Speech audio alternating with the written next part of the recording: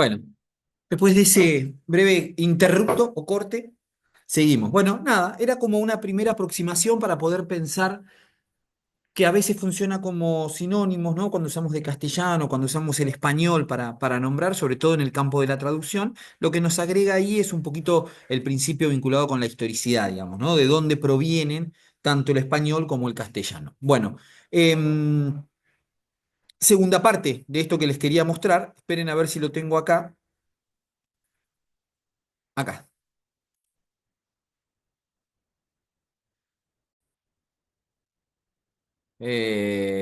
Acá, ¿no? ¿Cómo se logra, en principio, a partir de el discurso académico, desubjetivizar, quiero poner esto un poquito más arriba, desubjetivizar el lenguaje? Es decir, cómo logramos que la escritura de orden científica académica no tenga esa marca de autor, ¿no? Para eso hay algunas técnicas o algunos recursos que se utilizan en la escritura y que ustedes deberán reconocer también en el campo de la lectura para poder identificar el tipo de discurso, siguiendo a Mijael Bastín, que ustedes van a tener que hacer, ¿no? El primero y probablemente el más claro es el uso de la tercera persona. Es decir, la tercera persona en la redacción académica es una forma de expresión que evita la autorreferencia, ¿no? Y el contacto directo con el lector, utilizando pronombres y sustantivos que describen a otras personas o entidades involucradas en el estudio o discusión. Fíjense, dice, Pérez analiza las tendencias del mercado laboral en el sector tecnológico. Los resultados, ¿no? Ese es como el uso de la tercera persona gramatical. No hablo de en primera persona. Yo pienso que, a mí me parece, según mi punto de vista, no, sino que es una tercera persona impersonal, ¿no? Es decir, no se usa un pronombre personal, sino se usa el impersonal se, en todo caso, ¿no? Entonces, la primera de las herramientas para poder pensar es justamente el uso de la tercera persona del gramatical. Bien, lo que les decía recién, el impersonal se. El uso de formas verbales con el pronombre se antepuesto es una técnica común para hacer que el discurso sea impersonal y ocultar al sujeto que realiza la acción. Esto permite que el foco esté en el proceso o evento en lugar de en quién lo está llevando a cabo. Se analizó el impacto de las nuevas políticas urbanas en la distribución de recursos en la ciudad. Se encontraron mejoras, ¿no? Esto lo hemos hablado, pero es importante que ustedes lo fijen como una técnica de reconocimiento del discurso académico, ¿no? Cuando las acciones de un escrito o de una exposición oral no se ajustan a una persona, ¿no? Primera persona o nosotros, o sí estamos hablando del discurso académico, ¿no? El presente trabajo se encuadra en los alcances de bla, bla, bla. Se encontraron mejoras en la equidad. Bueno, eso se llama impersonarse y es una segunda técnica que se utiliza para la construcción de ese registro académico. El uso de los verbos en voz pasiva. La voz pasiva permite que el énfasis en la acción o el resultado, en lugar de estar en el autor, que realiza esté concretamente en la acción. Lo que ayuda a la voz pasiva es evitar la autorreferencia, ¿no? Es decir, no se la adjudico a nadie el curso de las acciones. Fíjense, el impacto de las nuevas políticas de desarrollo urbano fue evaluado mediante un análisis, fue evaluado. No hay primera persona, segunda persona, sino es voz pasiva. A partir de allí, la memoria es comprendida como una representación, es comprendida, fue evaluado, es como queda en un terreno que no se le ajusta o se le asigna a una persona en particular. Otra de las operaciones es la nominalización, ¿no? Que es convertir un verbo en un sustantivo. Miren, la normalización es el proceso de convertir un verbo en un sustantivo. El uso de las nominalizaciones en la redacción académica es una estrategia para lograr un tono más impersonal y formal. Aunque esta técnica es útil para mantener la objetividad, es importante usarla de manera equilibrada para evitar ambigüedades y mantener la claridad de la comunicación. Fíjese, en los países en los que la brucelosis constituyó un problema de importancia, las campañas de vacunación masiva del ganado y la eliminación, ¿no?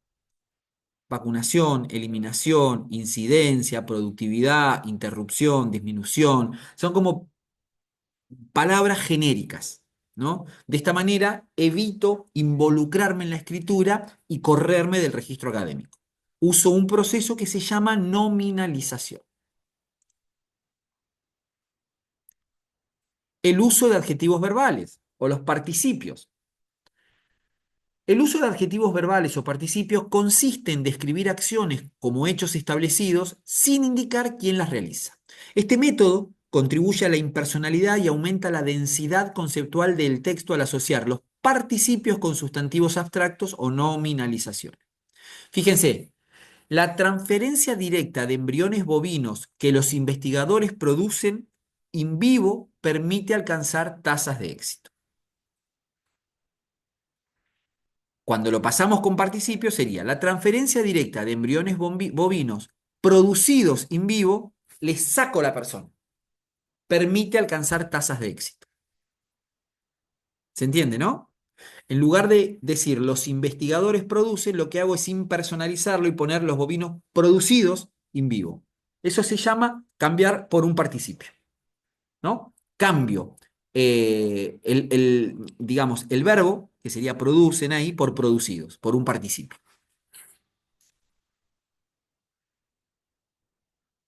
En el discurso académico, científico, se prefiere el uso de adjetivos que no expresan opiniones ni evaluaciones personales.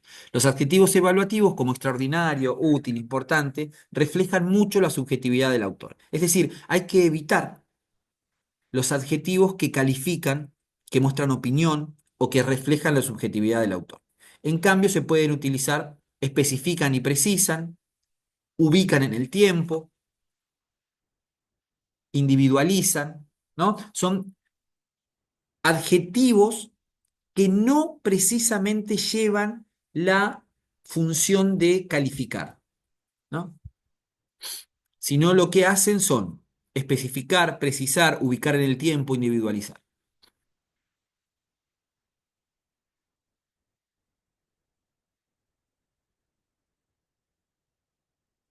Bueno, la redacción académica, en la redacción académica, la no intervención de la entidad humana en actos y procesos se refiere a la práctica de presentar acciones y resultados como si ocurrieran de manera independiente, sin atribuirlo directamente a personas específicas.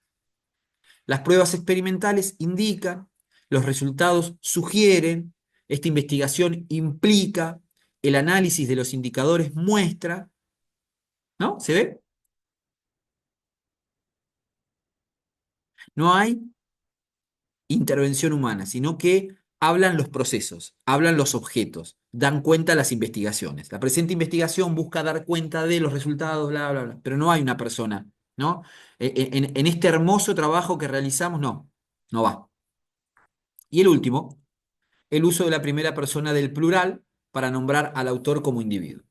El uso de la primera persona del plural, nosotros, en lugar de la primera persona del singular, yo, cuando un autor individual se refiere a sí mismo, se conoce como plural de modestia.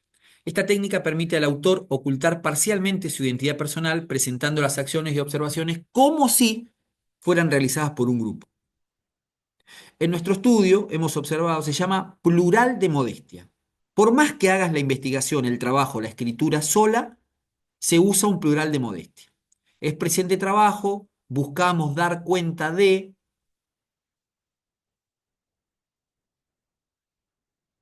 Bien, bueno, de alguna manera, esta es como esa aproximación que yo quería hacer a los elementos centrales del discurso académico. Me parece que, si bien lo hemos venido trabajando, no está mal fijar como esos 7 u 8 elementos que son herramientas a partir de las cuales construimos el registro de lo académico, que no tiene que tener todos esos vicios que en realidad no son vicios, pero son estrategias de escritura para otros niveles, ¿no? Para la literatura, para la poesía, para el teatro, para el monólogo, ¿no? Pero para el registro académico se necesitan lograr esa desubjetivación, desimplicación, ¿no? Y que sea un texto bastante ascético, bastante limpio. Bueno, Damos vuelta a la página, vamos a pasar a compartir algunas referencias. Nosotros ya hemos insistido mucho con esto. Vamos a trabajar sobre el párrafo, digamos, ¿no? Me interesa mucho que podamos...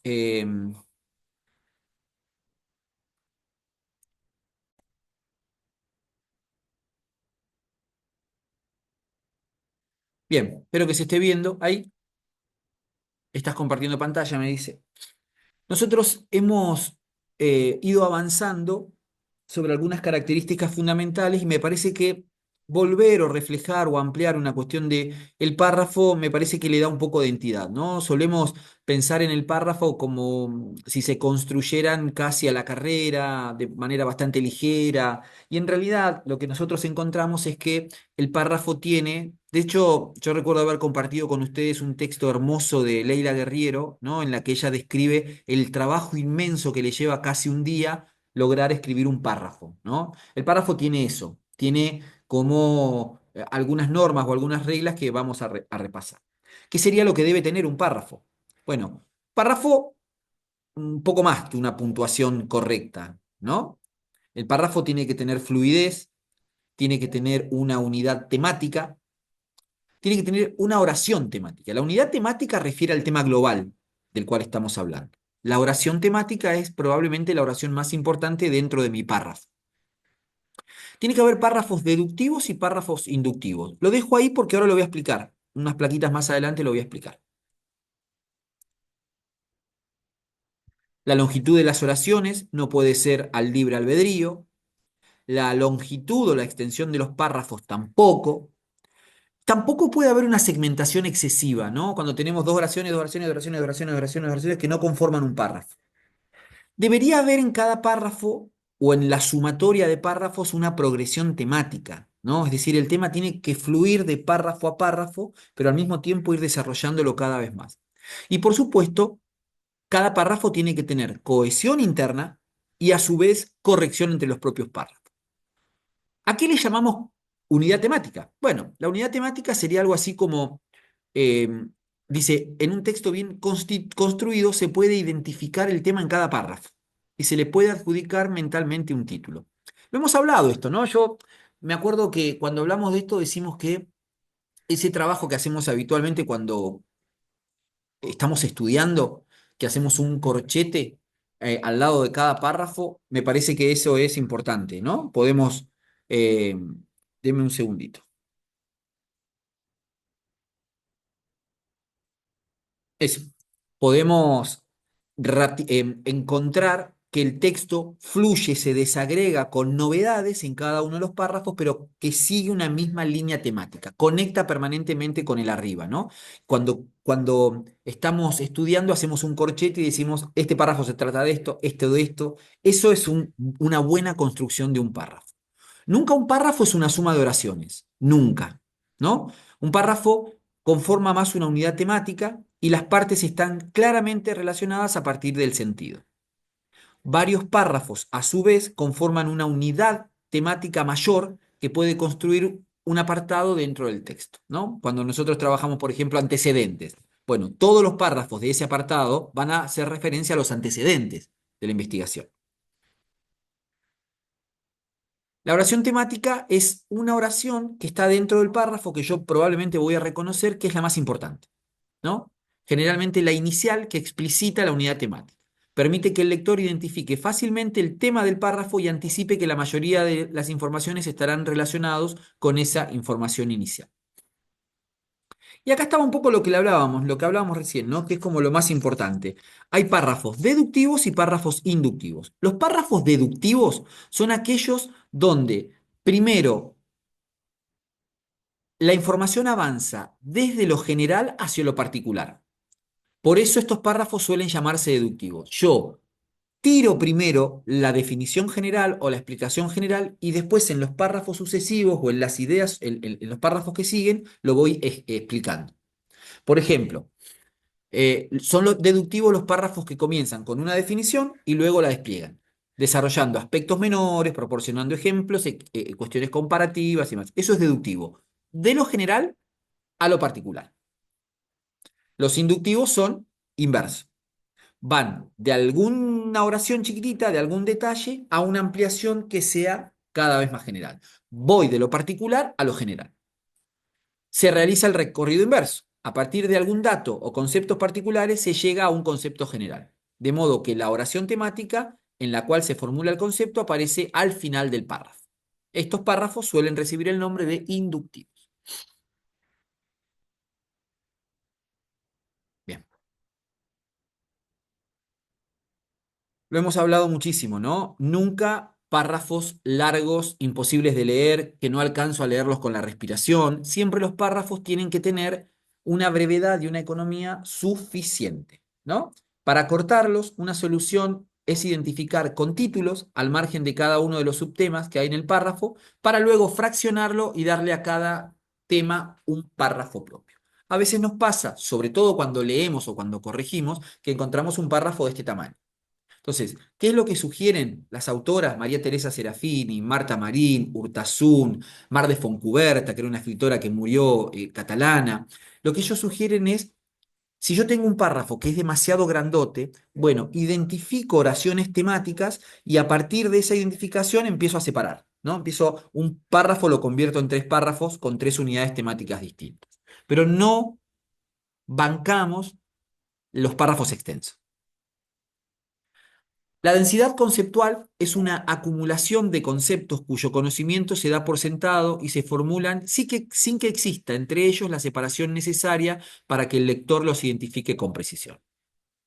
Buscar un equilibrio entre explicaciones generales y elementos conceptuales, porque una densidad conceptual demasiado alta puede incluso marear a los autores, a los lectores. Esto es algo que pasa muy habitualmente en el uso del chat GPT, ¿no? La abundancia de incisos. Muchas veces cuando vos le tirás al chat GPT algún tema, te ordena rápidamente como en incisos o te tipea tips, ¿no? La longitud excesiva de las oraciones no solo debe a la acumulación de conceptos, sino que también está originada o puede estar en la inclusión de gran cantidad de información bajo la forma de aclaraciones, agregados, paréntesis, comas, guiones. Bueno, eso hace muy engorrosa la lectura de un párrafo, ¿no? Cuando los incisos son muy extensos, el texto se densifica, se hace pesado y el lector se ve obligado permanentemente a ir y volver en el texto. Es decir, pierde fluidez. ¿Qué era lo que decía acá? Le tengo que volver. En el sentido contrario, una segmentación excesiva provoca esa irrupción casi permanente del fluir de la lectura, ¿no? Por eso se necesita un equilibrio entre una escritura densa y una escritura que se demora en exceso de aclaraciones. Estuvimos siguiendo a María Marta Marín, textos científicos y académicos, que me pareció interesante porque trabaja puntualmente sobre la cuestión de los párrafos, ¿no? Pareció importante.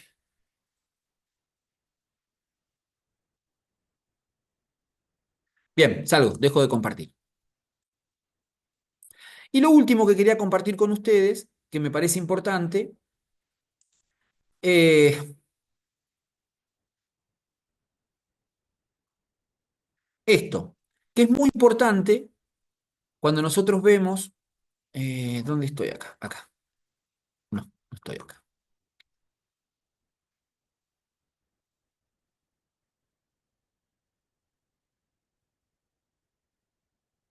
Los errores más comunes en el proceso de escritura, ¿no? Uno muy común que lo usamos cuando hablamos es hubieron 15 personas. Se realizó un llamado a concurso y hubieron 15 inscriptos. Bueno, no, no es hubieron, y es hubo 15 inscriptos. Lo mismo sucede con el habían 15 personas en el lugar. No, había, ¿no? Ese es el error y abajo el remedio. En lugar de hubieron, hubo. En lugar de habían, había. Se escribe en singular aunque sean muchos. No tienen plural este verbo cuando es compuesto. Habían pasado, habían ocurrido, no, no tiene plural. Es siempre en singular. Lo mismo sucede con los mismos, el mismo, las mismas, la misma, ¿no? Fíjense cómo genera ruidos de entendimiento esto, ¿no? El Sanatorio Juan 23 realizó clases de primeros auxilios para un total de 25 estudiantes que realizan prácticas. Se entregaron certificados de asistencia a los mismos. Los primeros auxilios a los estudiantes, ¿a quién le está hablando, no? Por eso Conviene, dice abajo el remedio, reemplazar por un conector, un sinónimo o directamente eliminar. Otro ejemplo. Esta situación se vive previo a una reunión que se confirmó en el último encuentro. La misma, no. Pongo un párrafo aparte y uso un conector, ¿no? La reunión, el encuentro, la misma, se va a llevar a cabo. Bueno, son como algunos errores comunes, ¿no? Esto también es muy habitual, ¿no? La reunión se llevará a cabo en el mes de junio. La reunión se llevará a cabo en junio. El mes de no hace falta ponerlo. La reunión se hará el día 4 de abril. Saquemos el día. La reunión se hará el 4 de abril. Se sabe que el 4 de abril es un día y se sabe que junio es un mes, ¿no? Entonces, esa economía de palabras también hace a la transparencia y a la legibilidad de los textos. Si no, se vuelven como muy pesados. El encuentro se realizará el viernes a las 14 horas. No hay otra cosa que puedan ser el viernes a las 14 que horas. Entonces, el encuentro se realizará el viernes a las 14. Es una redundancia.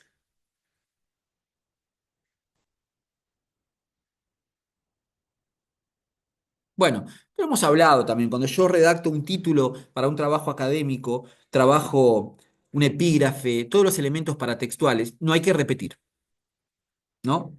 Ese es como el consejo central y básico. Hay que tratar de encontrar diferencias, sinónimos, ¿no? Y otro tipo de palabras más que una repetición constante, ¿no? Este es un ejemplo traído del periodismo, ¿no? Son elementos paratextuales. Otro error muy común,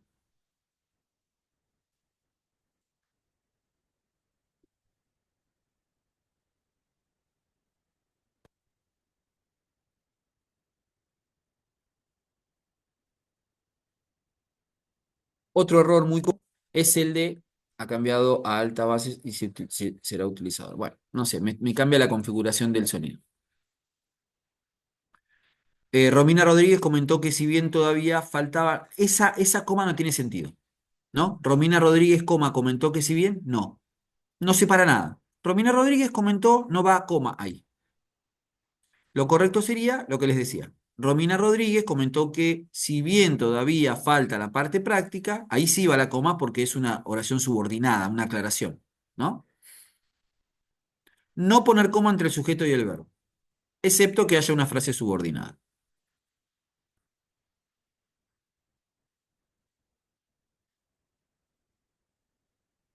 Bueno, esto no es tan importante. La frase larga produce comitis, ¿no? Coma, coma, coma, coma, coma, coma, coma. O el queísmo, el uso de relativos, qué, quién, dónde, los cuales, el cual, etcétera. Eso sucede cuando la construcción de los párrafos y las oraciones son demasiado largas. Me enriedo en mí mismo.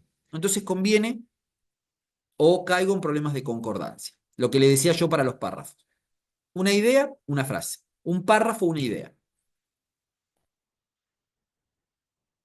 Bueno, y la falta de errores ortográficos, por supuesto, va a la cabeza de todo esto, ¿no? Algunos datos interesantes en la lectura, ¿no? Las ONG no tienen plural. Todo lo que son siglas no van en plural. No existen las ONGs.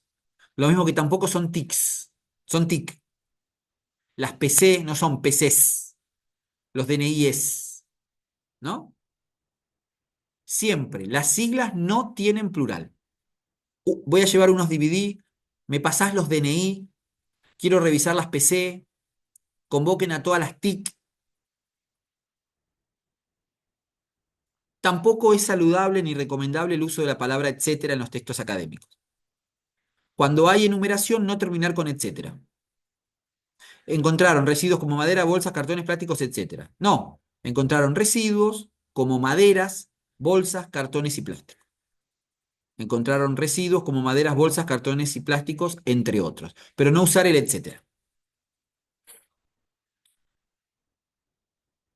También es muy común encontrar errores de concordancia, ¿no? Salto del plural al singular, del pasado al presente, del femenino al masculino. Fíjense el último renglón. La recta femenino, donde se disputa este tipo de carreras, es peligroso. Ahí hay un error de concordancia de género. Hablo de recta y termino diciendo que es peligroso.